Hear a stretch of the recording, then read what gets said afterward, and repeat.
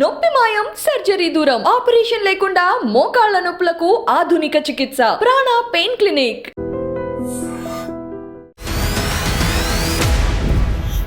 నమస్తే, welcome to iDream inside politics with Kavitha. తెలంగాణలో Musi river front కోసమని ఎందుకని అంచనాలని ఆల్మోస్ట్ ట్రిబుల్ చేసింది 3 నెలల్లోనే? ఇదే క్వశ్చన్, డౌట్ ప్రతి ఒక్కరిలోనూ రేజ్ అవుతుంది. మనతో పాటుగా ఉన్నారు TPCC media and communications chairman Sama Rammohan Reddy గారు. రామ్మోహన్ రెడ్డి గారు, నమస్కారం. కరెక్ట్గా 3 నెలల్లోనే 50,000 కోట్లు అనుకున్నది కాస్త తర్వాత 75,000 కోట్లు అయింది. ఆ తర్వాత 1,50,000 కోట్లు. జస్ట్ 3 నెలల కాలం. అసలు ప్రోగ్రామ్ అనేది ఇంకా స్టార్ట్ అవ్వకముందు ఎందుకని అంతలా అంచనాల్ని పెంచేశారు, బడ్జెట్ పెంచారు? అసలు ఫస్ట్ ఆఫ్ ఆల్ ఇది మనం మాట్లాడుకోవాలి. ఎన్నికల కంటే ముంగట 50,000 కోట్లైనా సరే మనం మూసి ప్రక్షాళన చేద్దామని అన్నటువంటి మాట ఏప్రిల్లో అయింది. తర్వాత జూపల్లి గారు ఒక ప్రస్తావనలో అది ఎన్ని కోట్లైనా 70,000 కోట్లైనా సరే ప్రక్షాళన అనేటటువంటి జరగాలనేటటువంటి అంశం వచ్చి ఉంటాయి. నేను ఒకటి ఏమడుగుతున్నా, అసలు ఈ 1,50,000 కోట్ల రూపాయలు అనేటటువంటి అంశాన్ని మూసి ప్రక్షాళన ఒకటి కాదు, టోటల్ నగర ప్రక్షాళన దాంట్లో ఇమిడి ఉంది. టోటల్ నగర ప్రక్షాళన ఉంది. అది కూడా ఎంతవరకైనా అన్ని కోట్లైనా సరే అనేటటువంటి చెప్పే ఉద్దేశంతో ముఖ్యమంత్రి గారు గతంలో ఒకసారి మాట్లాడినారు. అయితే ఇక్కడ ఫస్ట్ జరగాల్సిన క్వశ్చన్ ఏంటంటే, ఇంకా డిపిఆర్ఏ కాలే, డీటెయిల్డ్ ప్రాజెక్ట్ రిపోర్టే కాలే. మొన్న బడ్జెట్లో మనం కేటాయించింది 1,500 కోట్ల రూపాయలు, 1,500 crores, నాట్ 1,50,000 crores. అసలు ఫస్ట్ డిపిఆర్ చేసుకొని ఇక్కడ ఫస్ట్ మనకి ఏమేమి కావాలి అని అంటే, చిన్నపాటి వర్షం పడంగానే నగరంలో రోడ్లు మొత్తం మునిగిపోతున్నాయి, కార్లు మొత్తం మునుగుతున్నాయి, మనుషులకు ఒకప్పుడు మోకాళ్ళు అవుతున్నాయి, నడుము లోతు దాకా ఈరోజు అవుతుంది, ట్రాఫిక్కి తీవ్రమైన అంతరాయం జరుగుతుంది. ఇవన్నీ జరిసే పక్కన పెడితే ప్రతి ఒక్కడు 1-2 గంటలు, అవసరమైతే 3 గంటలు ఆగుతాడు. కానీ ప్రాణాలు పోతున్నాయి, మ్యాన్హోల్లలో మునిగి చచ్చిపోతూ ఉన్నారు, నాళ్ళల్లో కొట్టుకొని పోతూ ఉన్నారు. ప్రతిసారి వరదలు వచ్చినప్పుడల్లా కూడా తీవ్రమైనటువంటి ప్రాణ నష్టము, ఆస్తి నష్టము. ఇవన్నీ పక్కకేస్తే నిత్య కళ్యాణం పచ్చతోరణం లెక్క రోగాలలో మాత్రం నగర ప్రజలు బతుకుతూ ఉన్నారు, నిత్యం హాస్పిటల్ చుట్టూ తిరుగుతూ ఉన్నారు. ఉంటున్నటువంటి సంపాదన మొత్తం ఈరోజు అటు స్కూళ్ళకి లేకపోతే ఇటు హాస్పిటళ్ళకి సరిపోయేటటువంటి పరిస్థితి వచ్చింది అనేటటువంటి చర్చ ఇప్పుడు కాదు, ఎప్పటి నుంచో జనాలలో ఉంది. అవునా కాదా? సో నగరం నడిబొడ్డున ఉంటున్నటువంటి మూసిని ప్రక్షాళన చేయకపోతే రోగాలు మాత్రమే కాదు, ఈరోజు అన్ని రకాలుగా పర్యావరణానికి సంబంధించినటువంటి సమస్యలు మనకు వస్తున్నాయి అనేటటువంటిది ఉన్నప్పుడు దాన్ని పరిష్కారం వెతుకుదామా వద్దా? కవిత గారు కదా ఒకటి చెప్పండి. అయితే ఇప్పుడు డిపిఆర్ అనేది కూడా లేకుండానే ఎందుకని ఒక అడుగు ముందుకేశారు? వాళ్ళని రీలొకేట్ చేయాలి, లేకుంటే బాధితులకు సంబంధించి అక్కడ వాళ్ళకి ఏడుపులు వినిపిస్తున్నాయి, ఇవన్నీ ఉన్నాయి కదా. అసలు ప్రాపర్గా ఎలా వెళ్దాము, ప్లాన్ ఏంటి, ఎగ్జిక్యూషన్ ఏంటి, ఇవన్నీ లేకుండా డైరెక్ట్ రీలొకేషన్ మీద వెళ్ళిపోయి వీళ్ళే బాధితులు, వీళ్ళ వల్లే అవుతుంది మూసీ ఎంక్రోచ్మెంట్, లేకుంటే మూసీ పాడవడానికి కారణం వాళ్ళే అన్నట్టుగా ఎందుకని ప్రొజెక్ట్ అవుతుంది? మీరు అన్నది తప్పు. ఒకటి ఏంటిది అని అంటే, మూసీ పాడవడానికి కారణం వాళ్ళే అనేటటువంటి ప్రభుత్వం ఎక్కడ చెప్పాలి, ఎవడు కూడా చెప్పడానికి కాకుంటే ఫోకస్ పెట్టాల్సింది పరిశ్రమలు, మిగతావన్నీ. రెండోది, మూసీలో ఆక్రమణలు ఉన్నాయనంటే ఖచ్చితంగా అవి ఆక్రమించి కట్టినటువంటి విషయం. ఎందుకనంటే ఏ చట్టంలో కూడా వాటర్ బాడీస్లో కట్టనీకే ఉండదు. ఓకే, ఎట్లాంటి ప్రొవిజన్స్ లేకపోతే ఎట్లాంటి రిలాక్సేషన్స్ లేకపోతే ఎట్లాంటి రెగ్యులరైజేషన్స్ కూడా వాటర్ బాడీస్లలో లేవు. నేను మళ్ళీ చెప్తా ఉన్నా. అయితే రీసెంట్గా సుప్రీంకోర్టు జడ్జిమెంట్ వచ్చింది. సుప్రీంకోర్టు చెప్పినటువంటి దాంట్లో కూడా ఏంటంటే, అప్పుడు యూపీలో కానీ పక్కన హర్యానా అక్కడ కొన్ని ప్రాంతాల్లో ఎవరైతే ఇంట్లో ఎవరైనా దొంగతనం చేసిండు అనుకోండి, వాడు దొంగతనం చేసిన ఇల్లు కాబట్టి ఇల్లుని మొత్తం కూలగొట్టారు. సో వాడు పలానోడు కాబట్టి ఇట్లా ఎవరి మీద ఎక్కువ దాడులైనాయి, దళితుల మీద, మైనారిటీల మీద ఎక్కువ ఇల్లు మొత్తం కూలగొట్టేటటువంటి యూపీ యోగి బుల్డోజర్ సర్కార్ అని చెప్పి మాట్లాడారు. ఇక్కడ కూడా మాట్లాడారు చాలా. ఈ రెండింటికి తేడా చెప్పాల్సినటువంటి అవసరం ఉంది. ఎవడో దొంగతనం చేసిండు అనేటటువంటిది ఆరోపణతోటి పోయి ఇల్లు కూలగొట్టిన దానికి నగరం నడిబొడ్డులో ఉండి మురికి కూపం లెక్క మారి ఈరోజు ఉంటున్నటువంటి నగరవాసులకి నిత్య రోగాలని ఇస్తున్నటువంటి మూసిలిని ప్రక్షాళన చేయాలనేటటువంటి దానికి చాలా తేడా ఉంది. ఆడనేమో ఒక కమ్యూనిటీ మీద విద్వేషంతోటో లేకపోతే ఒక వివక్షతోటో ఒకడు నచ్చలేదు కాబట్టి వాడిని ఇల్లు కూలగొట్టాలని చెప్పో పసిపిల్లలున్న ఎలగొట్టేటటువంటి ఒక అరాచకపు రాజకీయాన్ని సుప్రీంకోర్టు మొట్టికాయలేయడమే కాదు, దానికి ఆపేసేసింది. ఏమన్నది, దేశవ్యాప్తంగా కూడా, కేవలం ఆడ కాదు, దేశవ్యాప్తంగా కూడా ఎవడన్నా పోయి బుల్డోజర్ తోటి కూలగొట్టాలని అంటే స్థానికంగా ఉంటున్న కోర్టులో పర్మిషన్ తీసుకోవాలని చెప్పని అన్నది. కోర్టు నోటీస్లో ఉండాలి. దీంట్లో ఎగ్జామ్షన్స్ ఇచ్చింది, 3టికి ఇచ్చింది. ఏంటివి ఇచ్చింది? ఒకటి, 1 వాటర్ బాడీస్, నేను మళ్ళీ కూడా వస్తే చెప్తున్నా, వాటర్ బాడీస్లో ఉంటున్నటువంటి దానికి కోర్టు పర్మిషన్ తీసుకొని కొట్టాలనేటటువంటిది ఏం లేదు. వాటర్ బాడీస్ని కాపాడాల్సినటువంటి అవసరం ఉంది, పర్యావరణాన్ని కాపాడాల్సినటువంటి అవసరం ఉంది. రెండోది రైల్వే లైన్స్, రైల్వే ట్రాక్స్కి అటు ఇటు బౌండరీస్ ఉంటాయి. ఆ బౌండరీలలో కూడా ఎవడన్నా కబ్జాలు చేసుకొని కట్టుకుంటే నిర్దాక్షిణ్యంగా కొట్టేయచ్చు, దాంట్లోకి ఎవరు పోవడానికి లేదు. మూడోది పార్కులు, ఈ పార్కులకు సంబంధించింది కూడా ఎవడన్నా వచ్చి కబ్జాలు చేసి చేస్తామనంటే ఇవన్నీ నోటీసులు కథా కార్ఖానా అనేటటువంటి అంశాలు ఏం కాదు. ఎవడు ఎక్కడైనా కూడా ఏ డాక్యుమెంట్లైనా తయారు చేస్తారండి. కానీ ముఖ్యంగా మూసీ ప్రక్షాళనలో భాగంగా జరుగుతున్నటువంటి దాంట్లో 90% మంది ఎవరైతే ఎవరో వాళ్ళందరూ డబుల్ బెడ్రూమ్లో మేము ఇస్తున్నామని అంటే సంతోషంగా పోతారు. ఎవరైనా మూసీలో మురికిలో బతకాలని అనుకుంటారా? కాకుంటే బాధితులు కేవలం వాళ్లే అన్నట్టు ఎందుకు ప్రొజెక్ట్ అవుతుంది? ఇప్పుడు పరిశ్రమల నుంచి వచ్చేటువంటి కలుషితాలు ఉన్నాయి, ఇవన్నీ పరిశ్రమల్ని పాడు చేస్తున్నాయి, నది మన మూసీ నదిని పాడు చేస్తున్నాయి అనేది అంత పాటుగా నాలాలను కూడా డైరెక్ట్ డ్రైన్స్ కనెక్షన్ అనేది కూడా ఉంది. వీటి గురించి ఇంకా ఎందుకు ఆలోచన మొదలు పెట్టలేదు? హైడ్రా ఏంటిది?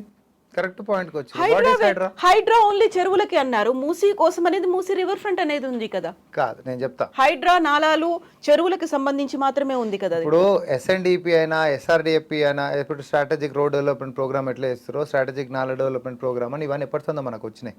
అంతేకాదు ఎన్జిటికి నుంచి మనకి ఇప్పటి నుంచి కాదు ఎప్పటి నుంచో మొత్తుకుంటారు, మనం మొట్టికాయలు వేస్తారు. ఉదాహరణకి నేను చెప్తున్నాండి, ఇప్పుడు మనకి దుర్గం చెరువు ఉంది, అక్కడ కేబుల్ బ్రిడ్జ్ కట్టారు. అదే ప్రతిసారి ఫోటోలు పెడతారు కదా, బాగా కెమెరా 360 డిగ్రీలు కిందికెంచి మీదకెంచి కేటీఆర్ కట్టిండి ఇక చూడండి హైదరాబాద్ ఎట్లా వెళ్ళిపోతుందని ఆ వైర్లకే లైట్లు పెట్టి ఒకటే అది చేస్తుంటారు కదా. దాని కింద చెరువు సంగతి మాట్లాడుకోవాలిగా మనం. మరి ఎందుకు మీరు నోటీసులు ఓ నెల రోజుల పాటు కోర్టుకు వెళ్ళొచ్చు అన్నట్టుగా వాళ్ళకి మాత్రం ఒక లిమిట్ అనేది ఉంది అక్కడ? ఏ నెల రోజుల పాటు కోర్టుకు పోవాలని ఉంది? మనం నోటీసులు ఏమని వాళ్ళు కోర్టుకు పోయారు. అవును, నెల రోజుల పాటు మీరు కోర్టుకు పోవాలని ఎవరు నోటీస్ ఇయ్యాడు ప్రపంచంలో? నెల రోజుల టైం అయితే ఇచ్చారు, మిగతా వాళ్ళకి లేదు తప్పది. పర్మిషన్లు ఉంటున్నటువంటి దాన్ని దేన్ని కూడా మనం టచ్ చేయలేదు. అయినా అది ఎఫ్టీఎల్ జోన్లలో ఉంటే మనం నోటీసులు ఇచ్చినాం, వాళ్ళు దాన్ని ఛాలెంజ్ చేసుకోవచ్చు. కూల్ చేశారు కదా ఇప్పుడు నల్ల చెరువు దగ్గర నుంచి మిగతా చెరువుల్లో. అసలు పర్మిషన్లే లేనటువంటి దాన్ని కూల్చేదే కదా. అది కూడా దాంట్లో ఎవరు పర్మనెంట్ రెసిడెంట్స్ లేరండి. అక్రమ కట్టడాల్లో కూడా పర్మనెంట్ రెసిడెంట్స్ ఉంటున్నటువంటి కాదు, కూలగొట్టినవి మొత్తం కూడా కమర్షియల్స్. ఇప్పుడు షెడ్లు ఉంటాయి, ఒకడు వాటర్ ట్యాంకర్ల దందా చేస్తా ఉన్నాడు, ఆడ 4 ఉంటారు అనుకోండి, ఆ కమర్షియల్ సెగ్మెంట్ దాన్ని ఇంటి కిందకి నువ్వు లెక్కయ్యవు కదా, దాన్ని కూలగొట్టి. కాకుంటే మేము 3 రోజుల కింద గృహప్రవేశం చేసుకున్నాము, లేకుంటే మా బుక్స్ ఉన్నాయి అవి తీసుకొని ఇవ్వట్లేదు, మా ఆవిడ ప్రెగ్నెంట్ తనకైనా ప్రొటెక్షన్ ఉండాలి, ఇలాంటివన్నీ బాధితులు చాలా పేదవాళ్ళు కనిపించారు కదా. ఒకటైతే చెప్తా, ఇంత పెద్ద రీఫార్మ్ ఏదైతే జరుగుతుందో, ప్రక్షాళన ఏదైతే జరుగుతూ ఉందో, రెజ్యువనేషన్ అనేటటువంటి మూసి తీసుకున్నా, లేకపోతే చెరువులను కాపాడుకోవాలనేటటువంటి అంశాలు తీసుకున్నా, ప్రతిపక్షాలు ఎంతసేపు అధికార పక్షాన్ని కార్నర్ చేయాల్సిందే అనేటటువంటి ఒకటి అనుకున్నప్పుడు అది ఏ రకంగానైనా మనం చేసుకోవచ్చు. నేను ఒక మీడియా అండ్ కమ్యూనికేషన్ చైర్మన్ లెక్క నేను కూడా చెప్తున్నా, ఒక దాంట్లో పెద్ద జరుగుతున్నటువంటి వ్యవహారంలో చిన్నగా ఉంటున్నటువంటి అంశాన్ని కూడా పెద్దగా చేసి మనం చూపెట్టవచ్చు. కానీ నేనేమంటున్నా, దీని పర్పస్ ఏంటిది? అసలు హైడ్రా పర్పస్ ఏంటిది? మూసీ రెజ్యువనేషన్ పర్పస్ ఏంటిది? హైడ్రా అనేటటువంటి చిన్నపాటి వర్షాలు పడుకుంటేనే ఇప్పుడు ఏ రోడ్డున మనం తీసుకోండి మునిగి సద్దామా, లేకపోతే ఉన్నటువంటి చెరువుల్ని కాపాడుకొని మంచినీళ్ళు అయితే అండర్గ్రౌండ్ వాటర్ అవుతుంది, పొల్యూషన్ లేకుండా అవుతుంది, భావితరాలకి పర్యావరణము పరిరక్షించి మరీ చేతులు ఇచ్చేటటువంటి ఆస్తి, అసలైన ఆస్తి అదే కదా. ప్రపంచ దేశాలు మొత్తం ఏమో ఇళ్ళకించి బయటకు వచ్చి ప్రకృతిని కాపాడాలని చెప్పి ప్రభుత్వాల మీద ఒత్తిడి పెడుతున్నారు ప్లకార్డులు పట్టుకొని. కేవలము ఈ కలియుగంలో ఎవడు ఉండడేమో ఇట్లా, కేవలము ఇక్కడ భారతదేశంలో అది కూడా హైదరాబాద్లో బీఆర్ఎస్ పార్టీ అనేటటువంటి ఒకటి రాక్షస పార్టీ, అది మాత్రం కొట్టనీకలేదు, ప్రక్షాళన చేయొద్దు, చెరువులను కాపాడొద్దు అని చెప్పి. అయితే రామ్మోహన్ గారు, ఇప్పుడు నేను ఇంతకుముందు అడిగిన క్వశ్చన్ మళ్ళీ అడుగుతున్నాను. ఇప్పుడు మూసీ నదికి సంబంధించి చూసుకున్నట్టయితే కేవలం ఎంక్రోచ్మెంట్లు, ఇంకెవరో వచ్చి దాన్ని జాగాని ఆక్యుపై చేసుకుని ఇల్లు కట్టుకున్నారు అనేది కాదు. ఇప్పుడు పరిశ్రమ వ్యర్థాలు అనేది డైరెక్ట్గా అందులోకి వస్తున్నాయనేది, నాలాలని కూడా డైరెక్ట్గా డ్రైనేజ్ వ్యవస్థను కూడా లోపలికి వదిలేశారని, వాటి మీద ఎందుకని ఇంకా ఫోకస్ రాలేదు? ఒకటి తర్వాత ఒకటి అన్నీ ఉన్నాయి దీంట్లో. నేను అదే చెప్తున్నా, స్ట్రాటజిక్ నాలా డెవలప్మెంట్ ప్రోగ్రామ్ ఒకటే కాదు, ఎస్టీపీలు కట్టడం అనేటటువంటిది ఉంది, సివరేజ్ ట్రీట్మెంట్ ప్లాంట్లు, total NGT national green tribunal ఏదైతే పర్యావరణాన్ని ప్రకృతిని కాపాడాలనేటటువంటి దాని గురించి ఉన్నటువంటి కోర్టు ఏదైతే ఉందో దాని యొక్క ఆదేశాలు దిశానిర్దేశాలు, నిజం చెప్తున్నా కోర్టు భాష కూడా వద్దు కవిత గారు. మనం మనుషులం, మన ఇంట్లో చెత్త ఉండాలని కోరుకుంటామా, నీట్గా ఉండాలని కోరుకుంటామా? మీరు అన్నది నిజం, వ్యర్థాలు వచ్చి కలుస్తున్న దాన్ని ఆపాలి. అవును, ఓకే. ఇంకోటి మురికి వచ్చి ఇంకేదైనా డ్రైనేజీలు కలుస్తున్నా ఆపాలి. ఏడికెంచి నీకు ఉస్మాన్ సాగర్ తీసుకో, ఇంకేదైనా తీసుకో, మనం తాగేటటువంటి నీళ్ళని శుద్ధంగా పెట్టుకుంటాం మనం. ఇవన్నీ కూడా పార్ట్ ఆఫ్ డెవలప్మెంటే. రేపు పొద్దున ఇవన్నీ వస్తాయి. ఫస్ట్ ఏంటిది, అసలు మూసీ యొక్క ఎఫ్టీఎల్ ఎంత, తర్వాత రివర్ బెడ్లో ఎంతమంది ఉన్నారు, చెరువు లోపల రేపు పొద్దున గట్టిగా వర్షాలు వచ్చినప్పుడు మన వరదలు వచ్చినుండే, ఈ రోజు కూలగొడుతున్నటువంటి వాటిలలో ఇండ్లలో ఎవరు లేరు, ఖాళీ చేసి వెళ్ళిపోయినారు వాళ్ళంతా. వరదలు వచ్చిన రోజులు వీటిలలో లేరండి, ఇది అందరికి తెలవాలి. వీళ్ళు ఎవ్వరు అక్కడ బతకలేదు. కొంచెం వర్షాలు వస్తున్నాయనంటే ఎప్పటికప్పుడు ఖాళీ చేసుకొని పోయేటటువంటి పరిస్థితి. మరి దీన్ని మనం ఆపుదామా వద్దా అంటున్నా నేను. మనుషులు కొట్టుకుపోయేటటువంటి మనం చూస్తున్నాం. ప్రక్షాళన అనేటటువంటి ఫస్ట్ దీని బౌండరీలు ఎంత, మూసి బౌండరీలు ఎంత, మీదికెంచి గేట్లు వదిలిపెట్టుకున్నా కూడా ఫుల్ లెవెల్ మనకు ఫ్లో అయితే రేపు పొద్దున వరదలు వచ్చినా ఏమొచ్చినా దానికి ఎవరు కూడా అడ్డం కాదు. ఎవరి కోసం చేస్తున్నాం ఇది, అడ్డం కట్టుకురు అనుకో ఎవరైనా వచ్చి కట్టుకుంటుండ్రు. ఇక రేపు పొద్దున కొట్టుకొని పోయి సస్తే ఆయన అట్లా కట్టుకునేటటువంటిది ఉందా? అయితే రామ్మోహన్ గారు, ఇప్పుడు హైడ్రా తీసుకొచ్చిన, మూసీ దాన్ని తీసుకొచ్చిన, ఇప్పటిదాకా కాంగ్రెస్ మేనిఫెస్టోలో పెట్టుకున్నటువంటి 6 గ్యారంటీ స్కీములు కావచ్చు, అమలు చేస్తామని చెప్పినటువంటి హామీలు కావచ్చు, వీటిని అమలు చేయలేకే డైవర్షన్ పాలిటిక్స్ తీసుకొచ్చారనేది ఒకదాంతో పాటుగా హైడ్రాని తీసుకొచ్చినప్పుడు ఇక్కడ బెదిరిస్తున్నారు, రియల్టర్లని కావచ్చు, కాంట్రాక్టర్లను బెదిరించి ఆ వచ్చిన డబ్బును తీసుకెళ్లి పక్క రాష్ట్రాల్లో ఎలక్షన్స్ కోసం ఖర్చు పెడుతున్నారు అనే మాట ఒకటి వచ్చినట్టే, హైడ్రాతో పాటుగా మూసీకి సంబంధించి ఇప్పుడు 1,50,000 కోట్లు అంటే 25,000 కోట్లని రాహుల్ గాంధీకి అప్పచెప్పే ప్రయత్నం జరుగుతోంది ఎన్నికల కోసం. ఎందుకని వస్తోంది ఇలా? మీరు అడిగినటువంటి ప్రశ్నల సామాన్య ప్రజలు కొంచెమన్నా లాజికల్గా మనం గిట్ట ఆలోచిస్తే, ఎప్పుడైతే చెరువుల పరిరక్షణ అనేటటువంటి అంశాన్ని ఎత్తుకోకుండా ఉంటే అందులో వచ్చినంత డబ్బు దేంట్లో రాదు.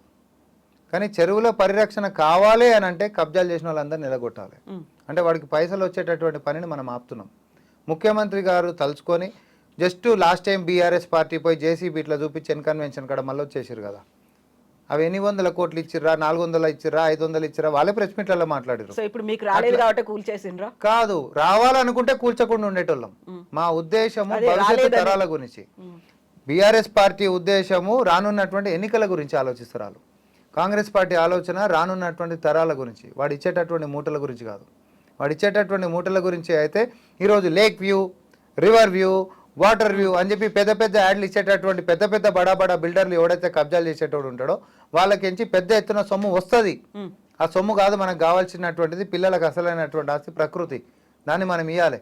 నీకు ఈరోజు మూటలు వస్తున్నాయి కదా అని చెప్పి చదువుకొని మీరు మునిగి సావండి అని చెప్పి గత పాలన లెక్క మా ప్రభుత్వం పనిచేయదు. ఈరోజు మునిగి సాగకుండా ఉండాలంటే మూటలు కాదురా మిమ్మల్ని కూడా తీసి తరిమేస్తాం అనేటటువంటి నినాదంతో ఒక ప్రక్షాళన చేస్తూ ఒక యజ్ఞాన్ని కాంగ్రెస్ పార్టీ తలపెట్టింది.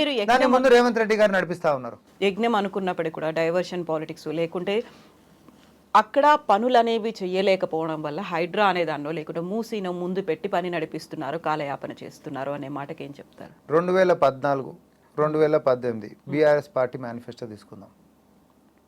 2014, 2019 బీజేపీ మేనిఫెస్టో కూడా తీసుకుందాం. ఈ రెండింటిని తూకమేరి కలిపేయండి.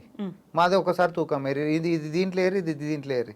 ఇది ఎక్కువ తూగితే నేను గెలిచినట్టు, ఇది ఎక్కువ తూగితే వాళ్ళు గెలిచినట్టు. సో ఇప్పుడు 10 ఏళ్ల కంటే కూడా 10 నెలల పాలనే బాగుందంటారా? తూకమేయండి అంటున్నా, ఖచ్చితంగా కంపేర్ చేయండి.